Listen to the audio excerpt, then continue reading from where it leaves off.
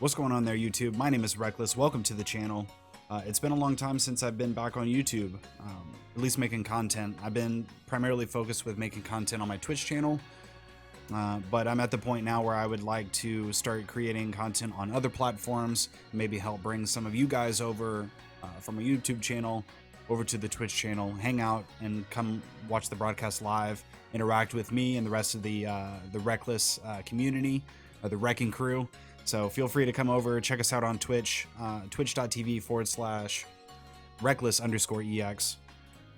So today I'd like to talk about one of my teams. I'm going to do a team breakdown about my Perish Trap team and go into some of the details, showcase how it works, how you can use it, and then give you guys the rental code if that's something that you'd like. Let's jump right on into it. All right, so this is what the Perish Trap team looks like, or at least this build, right? There are many different ways to do it, but really there are two major components that make a Perish Trap team good, right? And that's what the ability to lay down Perish Trap or have access to the move Perish Trap, but also the ability to trap your opponent in the field so they can't escape. That's really what you want. The way this build is primarily revolves around these four Pokemon right here. So the first one is a Gengar.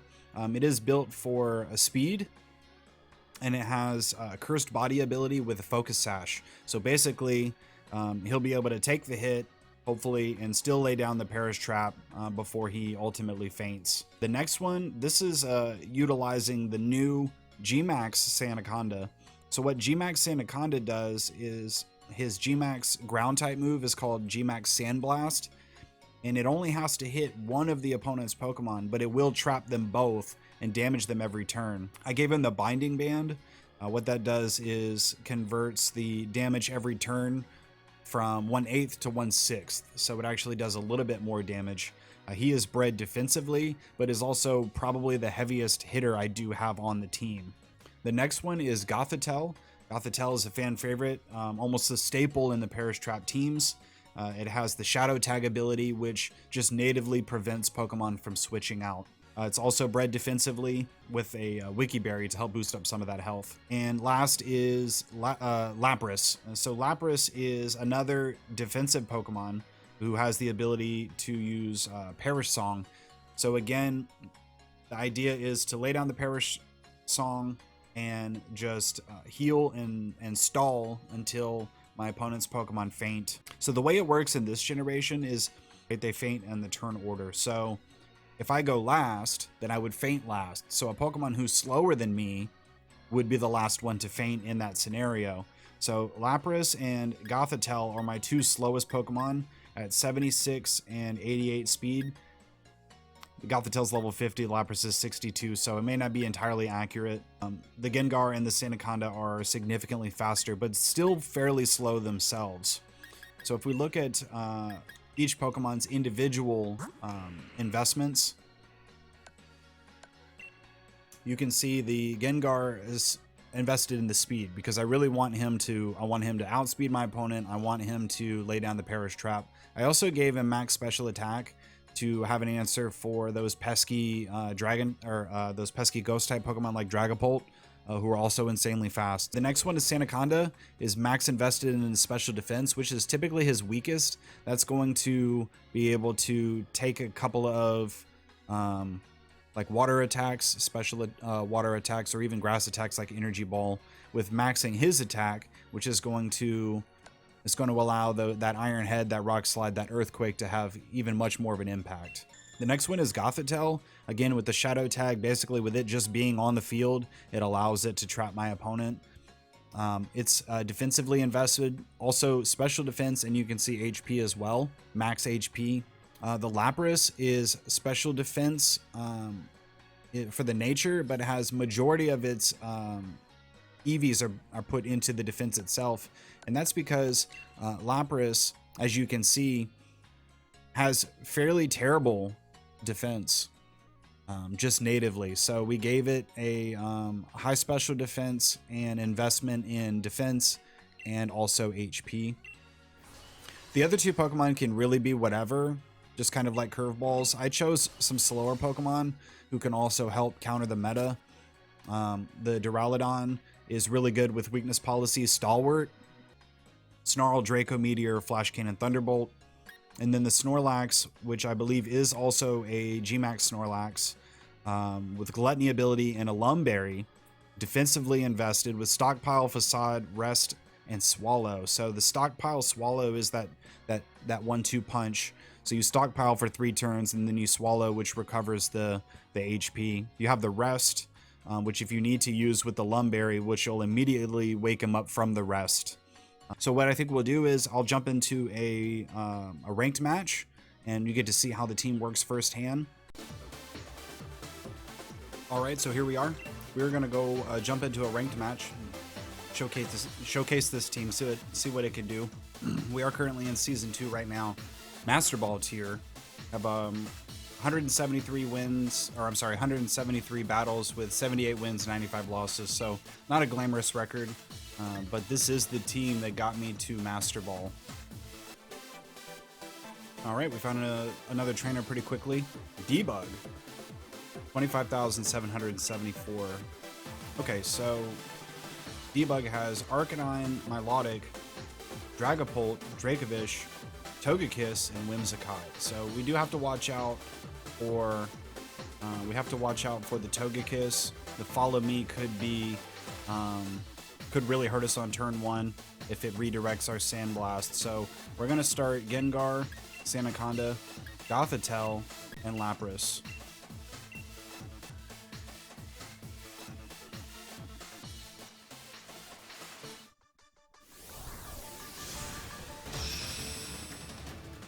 All right, here we go.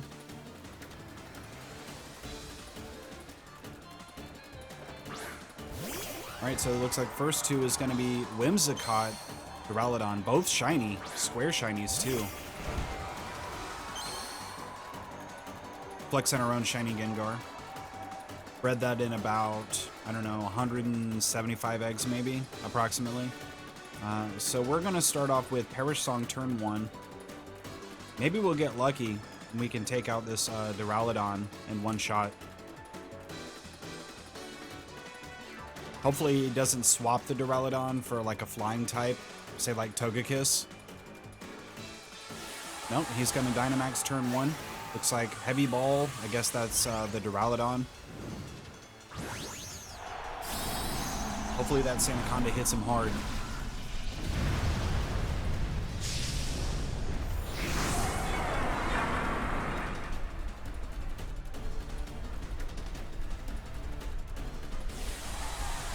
Gotta love these super long battle animations. Let's see what the Whimsicott has got up its sleeve. I'm guessing Tailwind. Whimsicott is really good. A Prankster Whimsicott with Tailwind is really good. So not only will the Prankster ability allow him to set down the Tailwind like right away, but he's gonna run Taunt. Okay, so that's basically gonna disable our Parasong from our Gengar. Dynamax Overgrowth from the Duraludon. It's pretty hefty damage. So now we really want to hurt that Duraludon with this Gmax Sandblast.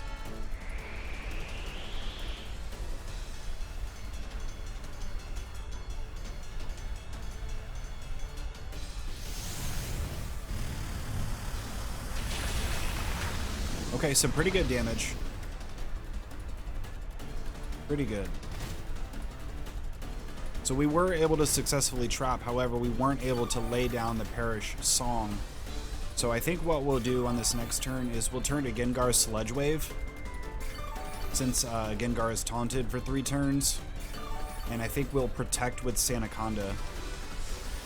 Now we won't be able to damage the Duraludon with the Sludge Wave, but if we get lucky, we'll be able to hurt that Whimsicott pretty badly.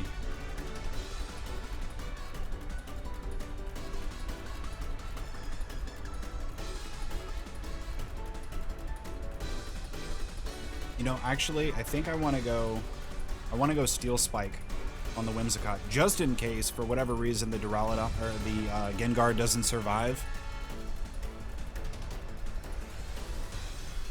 We'll double up on that Whimsicott.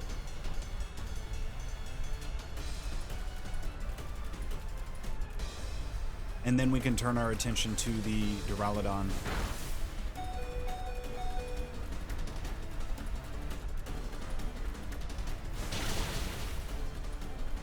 Okay, pretty hefty damage. Taking out that Whimsicott. Max Worm coming from the Duraludon. Probably gonna knock out the Gengar. Well, the Gengar's got the Focus Sash, so it left him with 1 HP, but the Sandstorm is gonna knock out the Gengar. I think the Sandstorm is gonna hit first before the Grass Terrain, so they won't... I don't know if they're gonna balance themselves out or not, so let's see. A little bit of a defensive boost from that G-Max Steel move. So Gengar takes the Sand before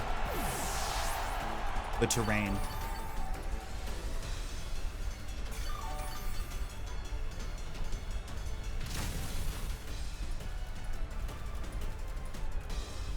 Alright, so now we'll bring out...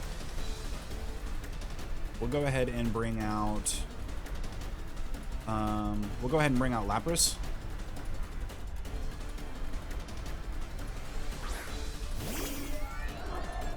Alright, and the Togekiss. So we will... The Togekiss probably going to follow me and redirect the move. So what we'll do is we'll protect with Lapras on first turn, and we'll go G-Max Rock. We'll put it on Duraludon just in case the Togekiss doesn't use Follow Me. But there's a good chance that the G-Max Sandblast is going to knock out the Duraludon this turn. Max Lightning. We'll do a little bit of damage to the Lapras, not too much. That Protect really helped out, plus the special defense investment as well. So no Follow Me from the Togekiss. Gonna go down with Dazzling Gleam instead. Ooh, just barely. Not enough. Not enough to take out the Sandaconda. So we will put down that Duraludon.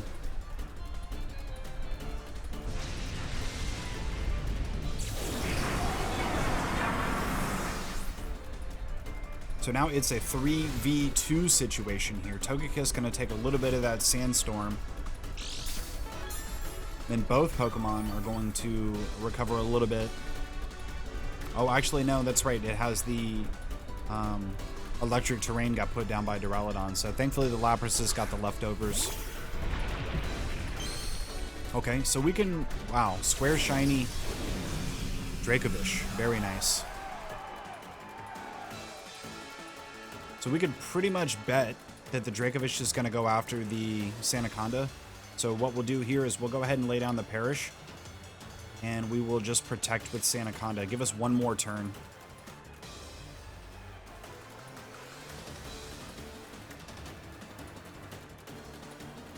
Do we really want that Dracovish to go into Vicious Rend? Because if he's Scarfed or Choice Banded, then he'll pretty much be stuck with it.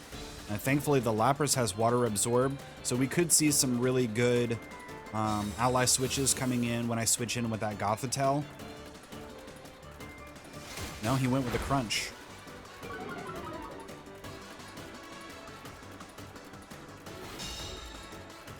So let's see, we'll see if he's Banded or Scarfed, and see if he's actually stuck with that Crunch now.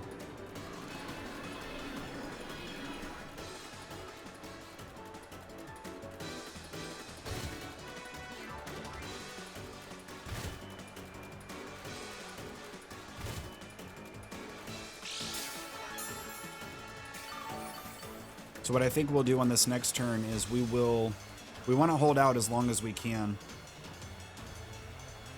So I think what we'll do is we'll go ahead and protect with Lapras, and we will try to throw down a Rock Slide. See if they choose to continue to sleep on the Sandaconda or not.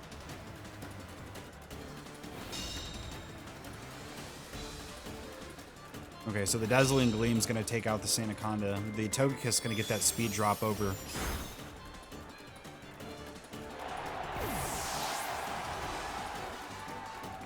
Alright, so no more Sandstorm.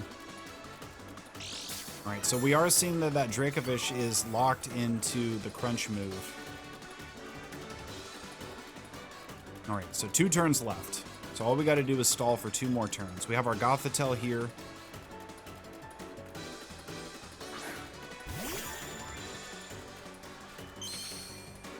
All right, so what I think what we'll do is we'll go ahead and we'll try to get a life dew, and we'll go ahead and protect with the Gothitelle. Let's see if he turns that crunch over to the Gothitelle, which would leave the Togekiss to probably Dazzling Gleam. Hopefully Lapras survives it. Okay, so the crunch went onto the Lapras.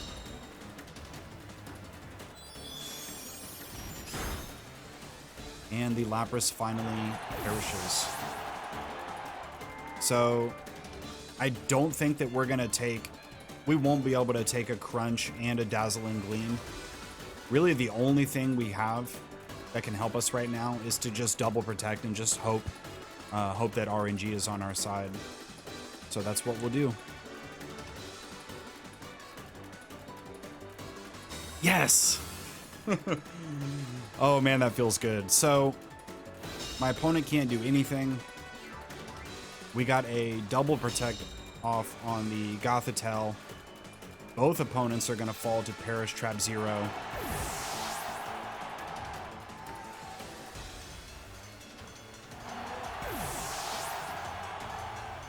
And that's going to be GG's debug.